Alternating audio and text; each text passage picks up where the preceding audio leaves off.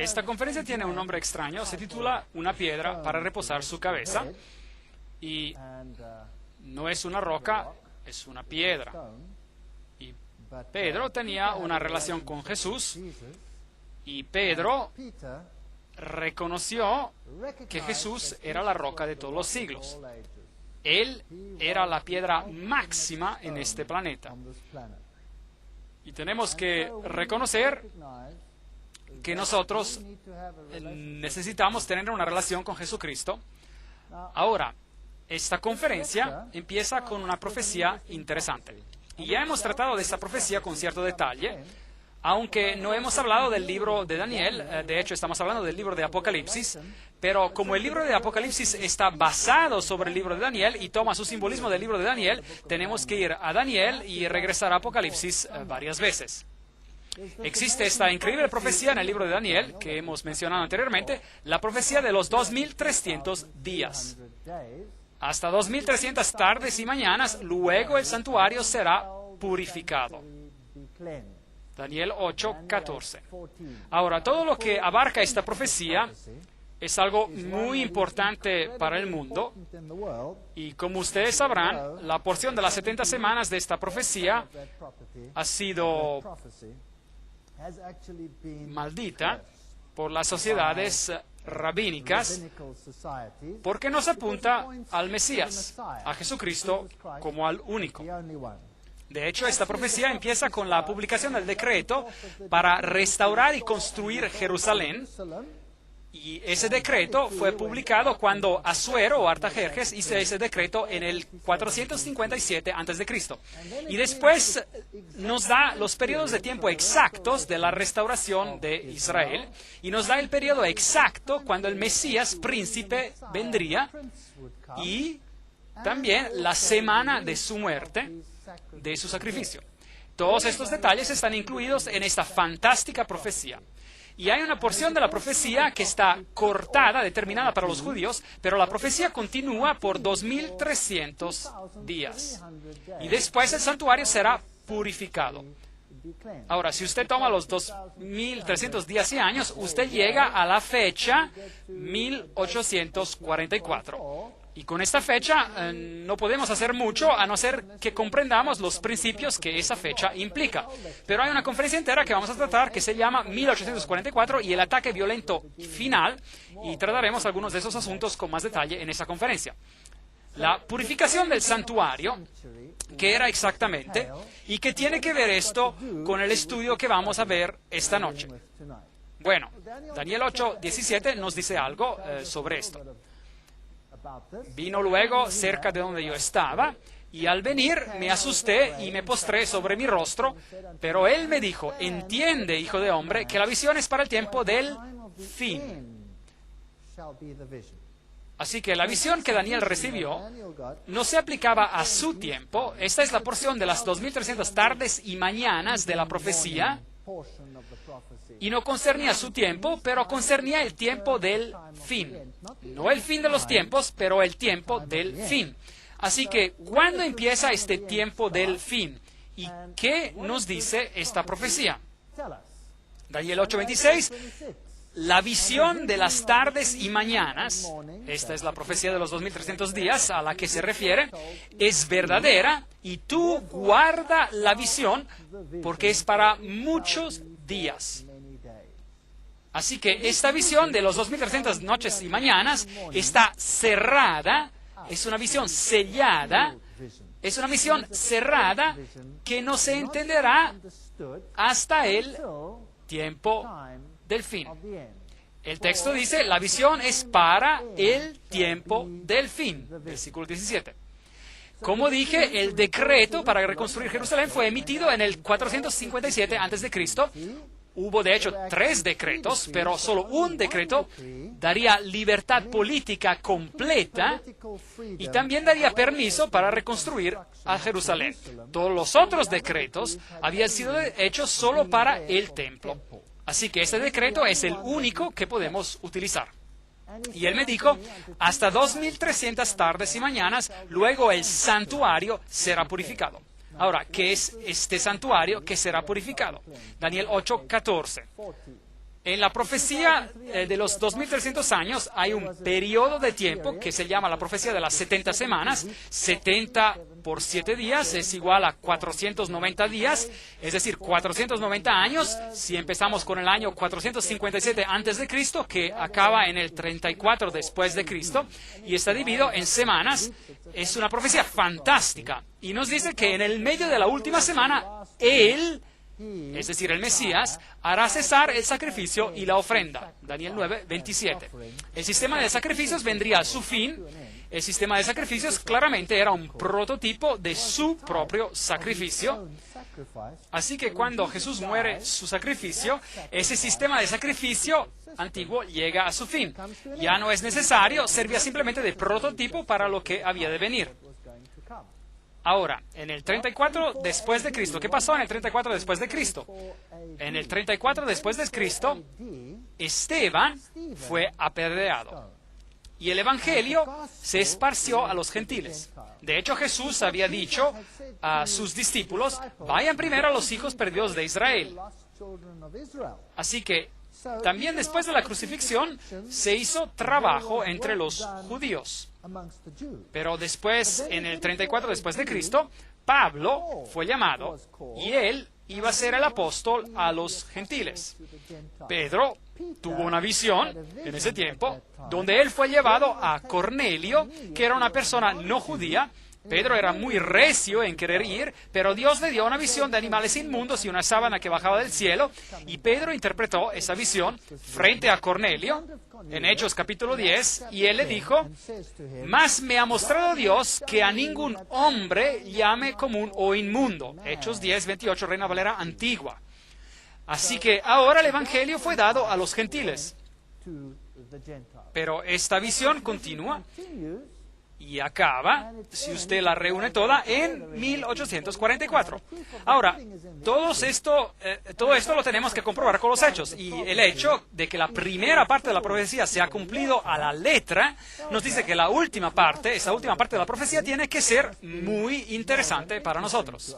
Pero Daniel no entendió la visión y se le dijo que la visión estaba sellada hasta el tiempo del fin. Ahora, la purificación del santuario, el santuario temprano, ocurría al final del año judío. Era un día de juicio simbolizando el juicio final. Hoy en día lo llamamos al Yom Kippur. Y el Yom Kippur simbolizaba esta purificación. Trataremos con esto en más detalle. El sumo sacerdote entraba en el lugar santísimo. El sumo sacerdote después, cuando él salía del lugar santísimo, hacía expiación para todo el santuario, limpiándolo de los pecados registrados en él. Y eso significa que todo pecado que había sido registrado en él, simbólicamente venía removido del santuario. Así que, en otras palabras, también el registro del pecado era removido. Eso significa que los redimidos un día estarán frente a Dios como si nunca hubiesen pecado. Tampoco va a existir un registro de su pecado. Así de completa es la redención en Cristo. Así que desde el 1844, si se habla de la purificación del santuario como prototipo del Antiguo Testamento, ahora estamos viviendo en el tiempo de lo que la Biblia llama la hora del juicio de Dios. Y desde el 1844 ha habido acontecimientos increíbles en este planeta, de los cuales necesitamos hablar. ¿Cuándo iba a ser entendida esta visión? ¿Cuándo se iba a quitar el sello a la visión? Daniel 12:1, en aquel tiempo se levantará Miguel. Ahora ya hemos tratado de esto en la conferencia anterior. El gran príncipe que está de parte de los hijos de tu pueblo. Será tiempo de angustia, cual nunca fue desde que hubo gente hasta entonces. Así que al final de los tiempos va a haber un periodo muy difícil, pero en aquel tiempo será liberado tu pueblo, todos los que se hayan inscritos en el libro. Así que algún tiempo después de este acontecimiento, este planeta, así como lo conocemos, llegará a su fin y algo diferente tomará su lugar y habrá liberación. Y habrá liberación. Daniel 12:4, pero tú, Daniel, cierra las palabras y sella el libro hasta el tiempo del fin. muchos correrán de aquí para allá y la ciencia, conocimiento, aumentará. Obviamente, el conocimiento principal aquí es el conocimiento sobre la palabra de Dios y aumentará en el tiempo del fin para que todos estos asuntos se puedan entender. Y también el conocimiento en general aumentaría. Daniel 12, 7 y 9. Será por tiempo, tiempos y la mitad de un tiempo. Ahora, esta frase ya la tendrían que reconocer porque ya hemos tratado con ella muchas veces. Y cuando se acabe la dispersión del poder del pueblo santo, todas estas cosas se cumplirán. Ok, fascinante. ¿Qué nos dice esto?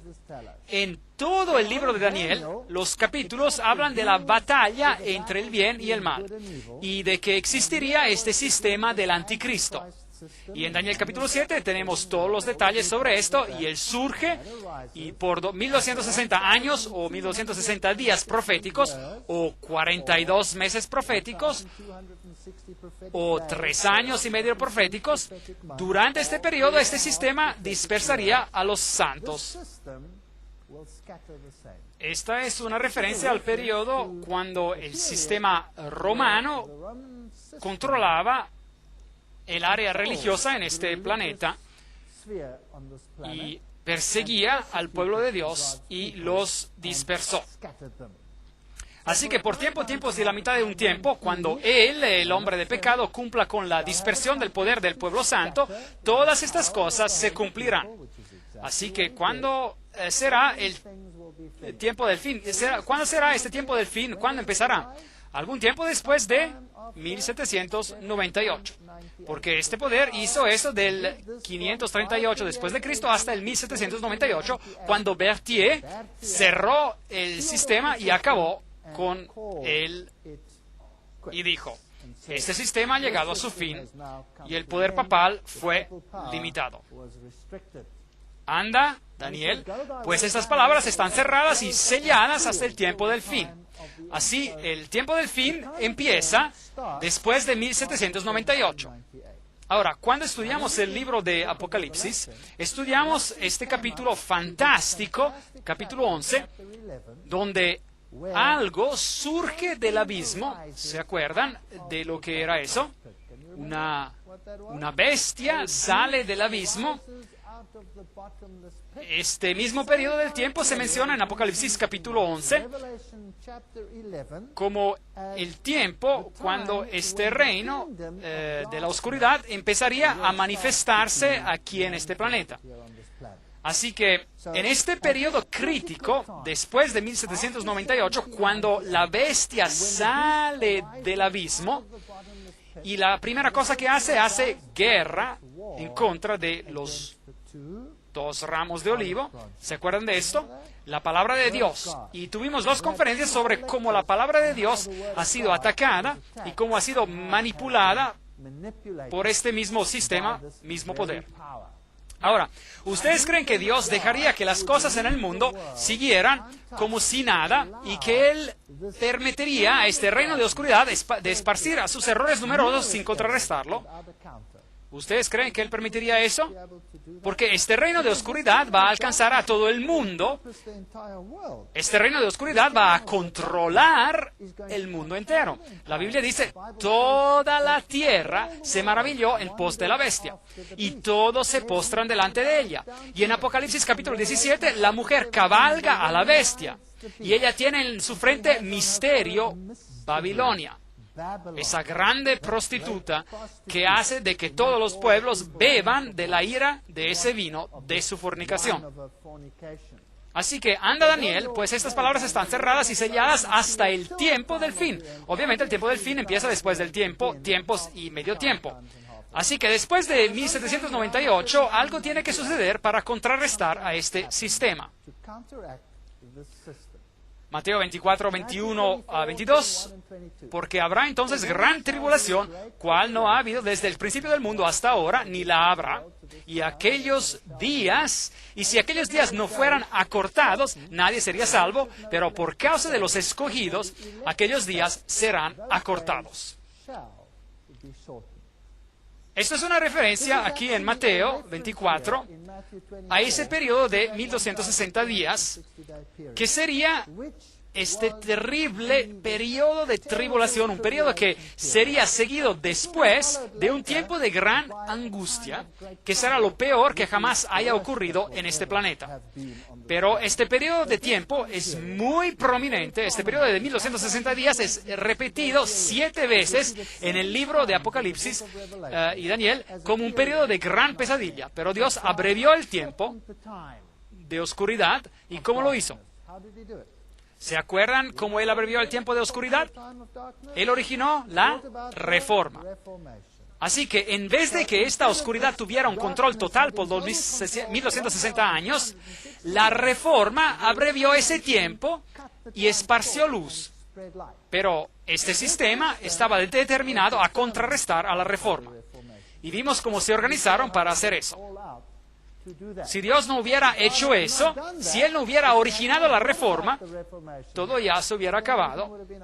Nadie hubiera sido salvado, porque entonces toda la luz en este planeta se hubiera apagado. Pero por amor a los elegidos, esos días fueron acortados.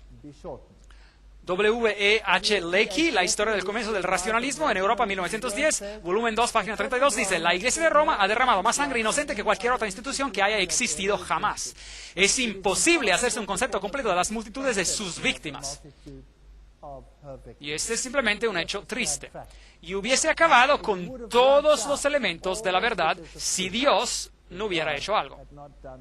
Estos son los grandes monumentos de los reformadores. Muchos de ellos murieron en la estaca, pero ellos estaban determinados de hablar la palabra de Dios y de permitir que la palabra de Dios estuviera a disposición de todos los pueblos. Y después Marcos 13:24 dice que después de esos días, o en esos días, después de aquella tribulación, de ese periodo que está mencionado 7 veces en la Biblia, en este periodo, después de aquella tribulación, el sol se oscurecerá y la luna no dará su resplandor. Habría señales celestiales. Marcos 13:24. Ahora, ¿para quién serían esas señales celestiales? ¿Para los que no conocen la Biblia o para los que conocen la Biblia? Obviamente para los que conocen la Biblia. Pero ellos habían sido dispersados. Ellos habían sido dispersados. La Biblia dice en Daniel 12:7 que cuando este sistema del anticristo lograría la dispersión del poder del pueblo santo. ¿Y a dónde se dispersaron ellos? ¿A dónde se dispersó la reforma? ¿Dónde ocurrió? Fue en el Nuevo Mundo. Allí escapó. Y su centro, el baluarte del mundo protestante, llegó a este continente en el cual yo estoy hablando ahora. Vino a Norteamérica.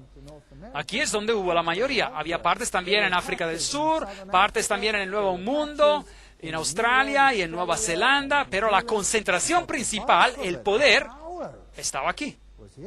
Así que, ¿acaso no serían ellos capaces de interpretar estas señales de la mejor manera? Marcos 13:24. Apocalipsis 6:12-13 dice exactamente la misma cosa. Miré cuando abrió el sexto sello. Ahora acuérdense, de cuando estudiamos los sellos, y cada sello representa un periodo de tiempo en la historia, y cuando se abre el séptimo sello, eso representa la venida de Cristo. Cada vez, el último acontecimiento, el séptimo, es la culminación de todas las cosas, la venida de Cristo. Así que aquí, cuando Él abrió el sexto sello, hubo un gran terremoto. Tenemos un terremoto, ¿ok? El sol se puso negro como tela de luto, hubo un oscuramiento del sol, la luna entera se volvió toda como sangre y las estrellas del cielo cayeron sobre la tierra como la higuera deja caer sus higos cuando es sacudida por un fuerte viento. Apocalipsis 6:12-13. Exactamente lo mismo que Jesús dijo que iba a ocurrir. Después de la tribulación de esos días, el sol sería oscurecido. Bueno, existió un tal día por esas fechas, más o menos al final de los 1260 días. Sí, hubo un gran terremoto, uno de los terremotos más extraños de todos los tiempos, el gran terremoto de Lisboa, en Portugal. De hecho, ese fue un terremoto que se sintió hasta en el hemisferio del sur, un terremoto muy extraño. Y después, el día oscuro del estado de New England, Nueva Inglaterra, tan familiar para viejos y jóvenes, llegó el 9 de mayo de 1780. A cerca de las 11 comenzó a oscurecerse como si la noche llegara. Los hombres dejaron de trabajar, el ganado regresó a sus establos, las ovejas gimiendo se juntaban en las cercas, los pájaros gritaron y volaban a sus nidos, las aves regresaron a sus perchas. En la noche había una oscuridad tan negra que una persona no podía ver a su mano cuando la levantaba, ni siquiera un papel blanco. De la historia de Weir en New Hampshire, 1735 hasta 1888, librería pública en Boston. Ese es un hecho. El periódico La Crónica Independiente del 8 de junio de 1780 dijo: durante todo el tiempo, una penumbra de melancolía ensombreció la faz de la naturaleza, y la oscuridad de la noche era tan común y aterradora como la oscuridad durante el día. No obstante, había casi una luna llena. Ningún objeto se divisaba claramente. Se necesitaba la ayuda de la luz artificial que, cuando se veía desde las casas de los vecinos o de otros lugares a cierta distancia, aparecía a una oscuridad como la de Egipto en las plagas, una oscuridad impregnable a los ojos. Esos fueron fenómenos muy extraños. Esos son hechos históricos. Estos no son escritos cristianos. Este es un periódico. Los eventos grandes y memorables, la legislatura del estado de Connecticut estaba en sesión y la oscuridad era tan grande que los miembros se quedaron aterrorizados y pensaron que el día del juicio había llegado. En consecuencia, se hizo una moción para levantar la sesión. Y Herschel, el gran astrónomo, admite que el día oscuro del 19 de mayo de 1780 es uno de esos maravillosos fenómenos de la naturaleza que siempre se va a leer con interés, pero que la filosofía, es decir, la ciencia, no sabe cómo explicar. No hubo eclipses, no había razón por la cual un tal evento ocurriera, pero ocurrió. En esa noche la luna era de color rojo, sangriento, pero no daba ninguna luz. Uno no la podía ver, era una luna llena, pero no había luz. Es como si el sol se hubiese oscurecido y la luna no pudiese dejar reflejar su luz. Y luego, las estrellas cayeron del cielo a la Tierra el 13 de noviembre de 1873. Así que en la correcta secuencia hubo un terremoto, después hubo el oscurecimiento del sol, la luna se convirtió como sangre y ahora hubo este extraño acontecimiento de una lluvia masiva de meteoritos. 200.000 meteoritos por hora que ocurrió el 13 de noviembre de 1833. Había tantos meteoritos que se podía leer de noche con la luz de los meteoritos. Pero el hecho interesante es que no ocurrió como se ve en este cuadro. Los meteoritos parecían originar de un punto central y de allí se esparcían por todo el cielo. Y normalmente los meteoritos caen sin dirección especial. Así que hubo maravillosas señales celestiales que fueron vistas por los creyentes estudiantes de la Biblia en este continente. Y en ese tiempo, un hombre llamado William Miller empezó a predicar un mensaje interesante. William Miller, 1782-1849. Ahora, acuerden que a esta profecía se le quitaría el sello, es decir, sería entendida en este tiempo del fin, después de que la profecía de los 1260 días llegaría a su fin, los 3 años y medio. Y él alegaba, según el texto de Daniel 8:14, hasta 2300 tardes y mañanas, luego el santuario será purificado. Y él empezó a calcular esta profecía de los 2300 años, que no había sido calculada anteriormente, nadie lo había hecho anteriormente, y de repente viene este hombre y lo hace, y en el libro de Daniel dice que se entendería en el tiempo del fin. Daniel 12:4. Y calculó que esta profecía finalizaría en el año 1844 y luego el santuario será purificado. ¿Qué significa eso? Y él pensaba sobre eso y no sabía lo que significaba y pensó, bueno, a lo mejor la tierra tiene que ser purificada. ¿Y cómo se interpretaría eso? ¿Cuándo se purificará la tierra? Cuando Cristo vuelva otra vez. Y él se dice, a lo mejor en el 1844, Cristo volverá otra vez. Pero por supuesto hay otro verso que dice, el día y la hora de su venida, nadie sabe. Mateo 24:36. Pero él, habiendo estudiado esto y sabiendo que la primera parte de esta profecía, refiriéndose al Cristo, se ha cumplido exactamente y hasta estorbado el conocimiento judío de esta profecía, hizo que ellos, de hecho, pusieron una maldición o un decreto contra el estudio de esta porción de la Biblia. Bueno, a lo mejor el resto de la profecía era también muy importante y él empezó a predicar sobre este asunto. Ahora, Si él hubiese entendido lo que la profecía quería decir cuando hablaba del santuario, a lo mejor hubiera relacionado esto a lo que ocurría en el santuario terrenal, que sirve de prototipo en la Biblia para el santuario celestial. Y él hubiera llegado a la conclusión de que en el 1844 hay un cambio de énfasis hacia un tiempo de juicio. En otras palabras, el adversario recibe su oportunidad para organizar un reino, y ese es el periodo del juicio final, casi como el antitípico día del Yom Kippur, y al mismo tiempo habría un mensaje de Dios para contrarrestar esto. Así que en el periodo de los 1840, un grupo de personas que se llamaban creyentes en el advenimiento o adventistas, es decir, ellos eran personas que creían que la venida de Cristo era inminente, y que Él vendría en el 1844 o por ese tiempo, y cuando Él no vino, ellos se quedaron profundamente decepcionados. Ahora, ¿quién eran estos creyentes adventistas? Ellos eran cristianos de todo tipo de denominación cristiana que existía en ese entonces. De hecho, ellos incorporaban unos 200 ministros de culto con gran parte de sus congregaciones que estaban esperando por esta venida de Cristo. Y se burlaban de ellos, pero ellos basaban su decisión en un estudio de Miller que parecía tener fundación muy sólida a nivel bíblico y profético. Pero Cristo no regresó y hubo una gran decepción, y este movimiento se disipó, excepto por una parte central de ellos que continúa a estudiar la Biblia. Ahora, si Dios tiene una iglesia, ¿cómo la podemos encontrar? ¿Qué decía la gente? En ese entonces había más de 300 denominaciones diferentes en Norteamérica, y se nos dice que hoy en día hay literalmente miles.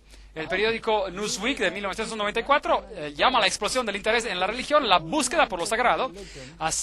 Y así, en nuestro tiempo, ha habido una gran búsqueda por la verdad. Y según el periódico Time, en la sección de religión, los grupos religiosos están explotando. Y en los 90 había 1.187 fees, y en nuestros tiempos hay más de 2.000 fees. ¿Y cómo sabe uno quién tiene la verdad? Y un libro llamado Controversia Religiosa, que es una correspondencia amigable entre una sociedad religiosa de protestantes y un estudioso católico romano. Este es un libro escrito por el reverendo John Milner, y él hace una pregunta interesante. ¿Y cuál es la pregunta que él hace? Aquí está en su libro, y hay solo una pregunta: ¿cuál es la verdadera iglesia? Si usted responde a esa pregunta, usted resuelve cualquier cuestión sobre la controversia religiosa. Ahora, eso es una tarea muy difícil. Y si hay más de 2.000 denominaciones de dónde escoger, a lo mejor esa tarea es una tarea que usted ni quisiera empezar. Y uno podría decir, bueno, yo renuncio, eso es imposible. ¿Cuál iglesia es la correcta? Ahora, si usted lo piensa bien, ¿acaso tendría que ser tan difícil? ¿Cuál sería el estándar en el cristianismo para determinar si alguien está diciendo la verdad en todos los aspectos, sí o no? ¿Cuál sería el estándar? La Biblia. ¿Ok? Así, de la Biblia es el estándar. Ahora, tomamos la Biblia como el estándar y vamos a una denominación cualquiera y preguntemos un par de preguntas. ¿Qué enseñan ustedes sobre tal y tal asunto? Digamos, bautismo. ¿Qué enseñan ustedes sobre el bautismo? Bueno, si usted va a una denominación y ellos dicen, nosotros creemos en el bautismo de bebés. ¿Hay denominaciones así hoy en día? Sí, y algunas de ellas dirán, nosotros creemos en el bautismo de inmersión para bebés. Hay algunos grupos que hacen eso. Otros le dirán, nosotros creemos en el bautismo por infusión, aspergiendo agua sobre la cabeza. Otros le dirán, nosotros creemos en el bautismo por aspersión. Y otros dirán, los bautistas, por ejemplo, nosotros creemos en el bautismo de inmersión de adultos.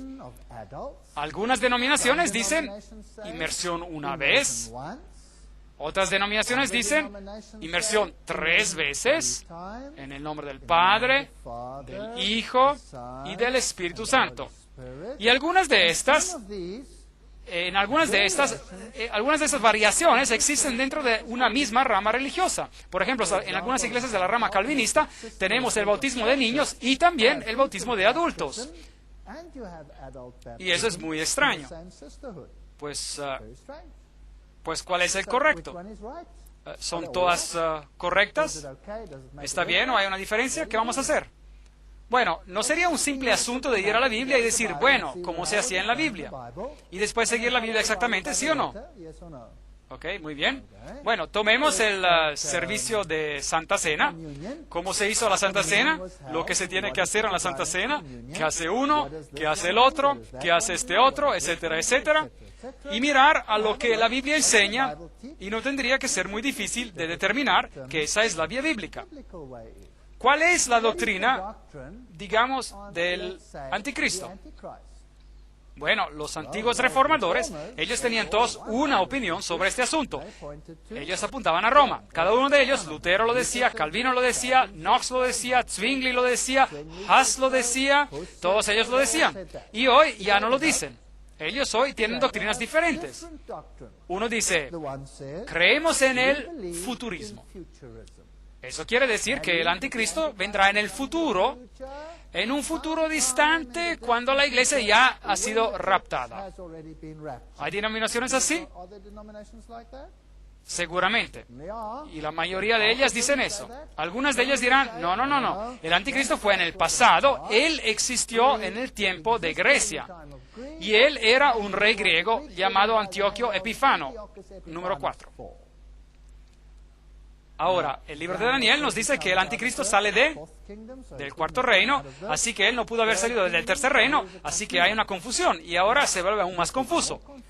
A veces la misma denominación enseña las dos doctrinas. La misma denominación enseña las dos doctrinas, y esto confunde mucho.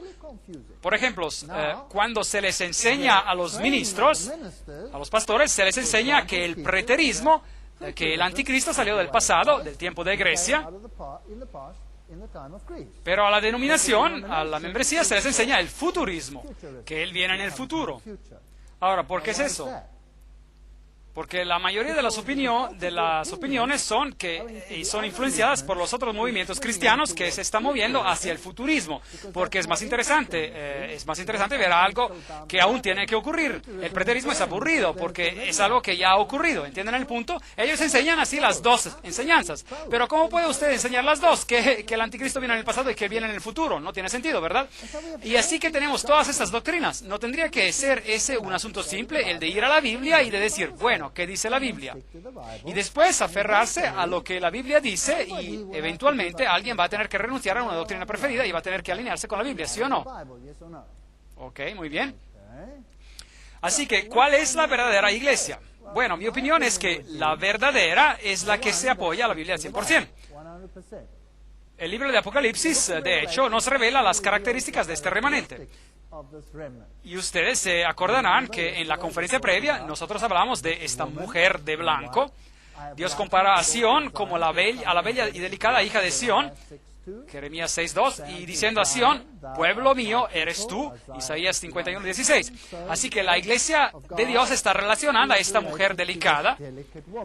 Y Pablo dice a la iglesia, estoy celoso porque con celo de Dios, pues os he esposado con un solo esposo para presentaros como una virgen pura a Cristo. 2 Corintios 11:2, la mujer, la iglesia.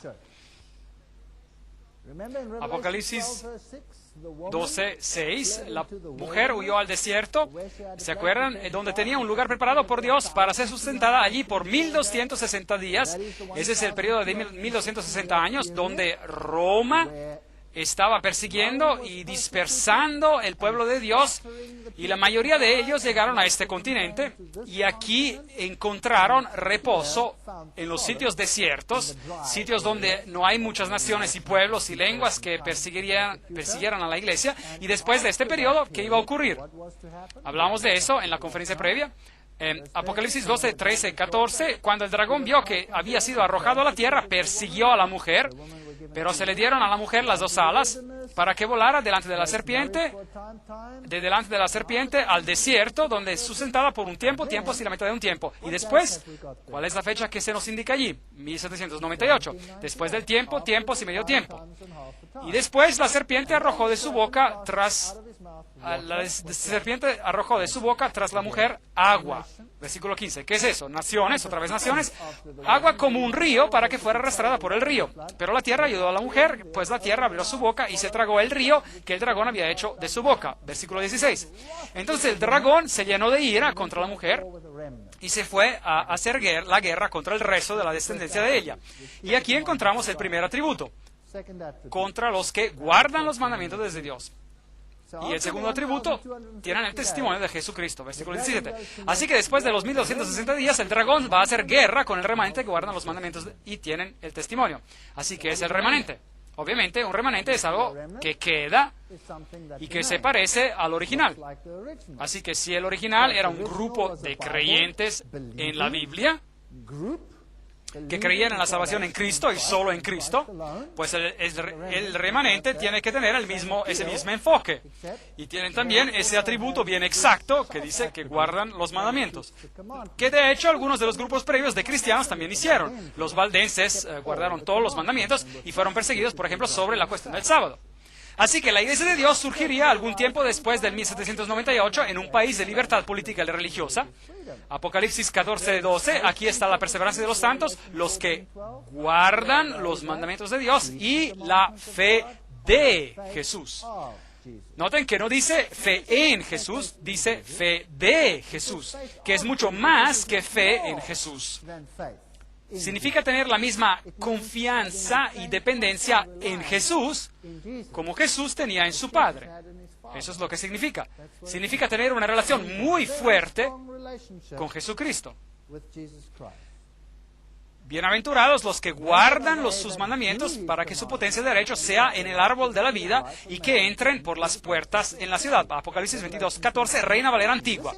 Eso significa que los mandamientos van a ser una prueba en los últimos días. Y que habrá una distinción entre los que siguen a Dios y los que no los hacen. Eso no significa necesariamente que uno será salvo porque guarda los mandamientos, simplemente significa que habrá esta distinción. Así que bienaventurados los que guardan sus mandamientos, no simplemente los que dicen, pero los que guardan sus mandamientos, para que su potencia de derecho sea en el árbol de la vida y que entren por las puertas de la ciudad. Apocalipsis 22:14. Si me amáis, guardad mis mandamientos. Juan 14:15. Saben, Juan capítulo 14 es un capítulo fantástico. Empieza con: no se turbe vuestro corazón, versículo 1, ¿verdad? Y dice: en la casa de mi Padre muchas moradas hay. Voy pues a preparar lugar para vosotros. Y después dice: yo vendré otra vez y os tomaré a mí mismo para que donde yo esté vosotros también estéis. Esta es la bendita esperanza, la venida y el regreso de Jesucristo. Y en el mismo capítulo nos dice que si me amáis, guardad mis mandamientos. Esos son los dos atributos que son centrales de la fe en Dios. La obediencia a Él muestra que uno lo reconoce a Él como Rey. Y el hecho de que Él viene otra vez tiene que ser su esperanza, la bendita esperanza, como Pablo la llama. Así que obediencia y el esperar a la venida de Cristo. Así que las dos características que distinguen a la iglesia de remanente de Dios son: primero, guarda los mandamientos de Dios. ¿Tiene eso sentido? ¿Es eso correcto? ¿Es eso bíblico? Número dos, tiene el testimonio de Jesús. Aún no sabemos qué es eso, pero ellos lo tienen, ¿correcto? Ellos lo tienen. Ahora pregunta, ¿qué es el testimonio de Jesús? Bueno, preguntemos a la Biblia. Ahora Juan es en visión y un ángel viene a él y lo informa, y él cae a los pies de este ángel para adorarlo. Y ese ángel le dice: mira, no lo hagas. Yo soy consiervo tuyo y de tus hermanos que mantienen el testimonio de Jesús. Apocalipsis 19:10. Así que uno no puede adorar a un ángel. Así que aquí tenemos: mantienen el testimonio de Jesús, adora a Dios. El testimonio de Jesús es el espíritu de la profecía. Allí tenemos la definición. Bueno, El testimonio de Jesús es el espíritu de la profecía. ¿Qué significa eso? Ese es un concepto tan grande que lo tendremos que tratar en otra conferencia, una conferencia aparte, en una conferencia siguiente. Apocalipsis 19:10. Así que es un atributo que tendremos que discutir en detalle. Así que la iglesia de Dios de los últimos días guardaría los mandamientos y tendría el espíritu de profecía. Cuando Jesús ascendió al cielo para fundar la iglesia, la Biblia dice, y él mismo constituyó a unos apóstoles, a otros profetas, a otros evangelistas y a otros pastores y maestros. Efesios 4:11. Y si esto era lo que la iglesia necesitaba al comienzo de su ministerio, seguramente lo necesitará también al final de su ministerio. ¿Tiene eso sentido? En la medida en que el testimonio acerca de Cristo ha sido confirmado entre vosotros, de tal manera que nada os falta en ningún don, mientras esperáis la manifestación de nuestro Señor Jesucristo. 1 Corintios 1, 6, 7. Todos los dones tienen que estar presentes. Y la Biblia predice que el don de profecía sería restaurado a la iglesia de Dios en los últimos días. ¿Por qué no hará nada Jehová el Señor sin revelar sus secretos a sus siervos los profetas? Amos 3, 7. ¿Qué tiene que ser restaurado al final de los tiempos? La plenitud del Evangelio. Seguro tiene que haber alguien que tomará toda la Biblia y dirá, nuestra Biblia, mi vida tiene que ser dictada por lo que dice la palabra de Dios y por nada más. Así que, si Wycliffe descubrió la autoridad de la Biblia y Huss descubrió la obediencia a Dios y Lutero descubrió la salvación por gracia y Calvino descubrió la libertad de conciencia y Williams descubrió el bautismo por inmersión, y todo esto es bíblico, y Wesley descubrió la señoría de Cristo, y después Miller descubrió de nuevo la esperanza de la segunda venida, que es la esperanza de la iglesia, y Miller también descubrió la profecía como una línea de guía importante. ¿Puede la profecía salvarme? ¿Sí o no? No. Yo puedo saber todo sobre la profecía y no va a hacer ninguna diferencia sobre mi salvación. Pero ¿qué puede hacer la profecía? Me puede decir dónde me encuentro en la historia de la humanidad. Y la profecía me puede hacer ver que la Biblia es digna de confianza. Si usted toma las profecías en la Biblia, increíble. La profecía de Tiro, por ejemplo, fue cumplida exactamente, literalmente, incluyendo la parte que dice que sería totalmente barrida y tirada en el mar, incluyendo su polvo. Esa es una profecía muy difícil de cumplir. No se ilusionen. Así, si alguien les dijera a ustedes hoy en día que su ciudad será arrastrada, barrida y tirada al mar, y también el polvo de ella se utilizará y será tirado al mar, y ustedes, tirado al mar, ustedes me dirían, este hombre está un poco loco, ¿correcto? Está loco. Pero esta profecía se cumplió a la letra. Toda profecía se va a cumplir a la letra. Y después tiene que haber una restauración final bajo la guía del espíritu de profecía. Y eso incluye toda la verdad. ¿No sería eso lógico? Eso sería algo lógico. Pero ¿qué pasa si esta organización o esta verdad viene en contacto con todos los otros que no se quieren mover más allá de sus fundadores? Pues desafortunadamente tendrá un enfrentamiento con todos ellos. Todos ellos. Ahora, Apocalipsis capítulo 10 es este maravilloso capítulo que culmina aquí con la sexta trompeta, donde usted tiene a este poder que se enfrenta al poder que sube del abismo. Del abismo sube el poder que va a conquistar toda la tierra. Y al mismo tiempo algo más surge que va a contrarrestar ese poder. Veamos Apocalipsis capítulo 10. Vi descender del cielo otro ángel fuerte envuelto en una nube con el arco iris sobre su cabeza. Su rostro era como el sol. Ezequiel tuvo una visión parecida, Daniel tuvo una visión parecida. Esta es una profecía que trata con algo importante, porque Cristo mismo nos va a decir de qué se trata. Así que estudiemos Apocalipsis capítulo 10 y veamos a dónde nos lleva.